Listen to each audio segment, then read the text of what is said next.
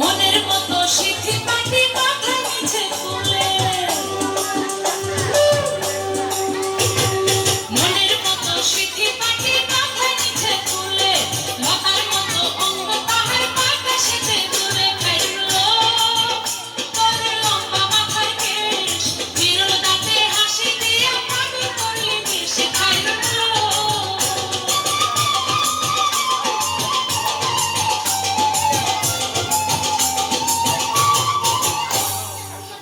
মানে ডাবের আলো রূপ দেখিয়া